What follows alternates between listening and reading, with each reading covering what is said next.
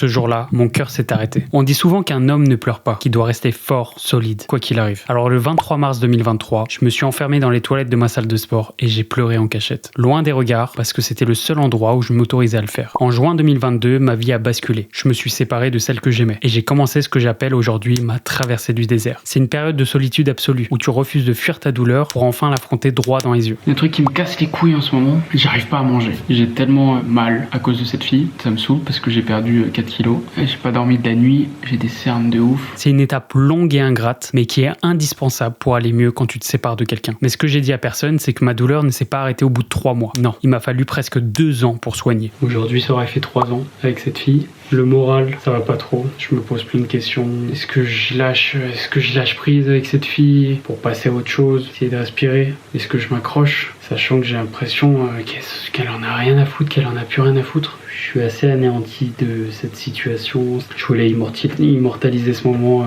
en me filmant, en me disant que quand on est au plus bas, on peut que remonter. Et c'est ce que je vais essayer de faire. Pendant ces 2 longues années, j'ai fait un choix difficile. Je suis resté seul. J'ai pas cherché à la remplacer. J'ai compris que si vraiment je voulais guérir, je devais affronter mes blessures pour devenir meilleur dans ma prochaine relation. Psychologiquement, ça va mieux. J'ai accepté que ça soit terminé. Ça fait plaisir parce que j'en avais vraiment besoin. Je voulais juste sortir de ces conneries. Ça a été 2 longues années d'introspection à me demander ce qui n'allait pas, à me remettre en question et à apprendre à vivre seul. Aujourd'hui, ça fait 3 ans et demi que c'est fini avec cette fille et ça fait seulement 1 an et demi que je peux dire que je suis enfin soigné. Comme quoi, tout passe avec le temps. Avec du recul, je voulais simplement la remercier. Merci d'avoir fait partie de ma vie et merci pour cet amour. Merci pour ce chapitre. Sans cette épreuve, je n'aurais jamais eu le courage de m'affronter, de m'améliorer et de devenir l'homme que je suis aujourd'hui. Alors si tu es dans une situation similaire en ce moment, sache que ce que tu ressens n'est que passager. La douleur finit par s'effacer avec les mois et les années. Alors ne lâche rien. Continue d'avancer un jour après l'autre. Et je te promets que de l'autre côté de ce désert, une nouvelle vie t'attend. C'était le jour 23 de mon défi, une vidéo par jour pendant 30 jours. Alors abonne-toi.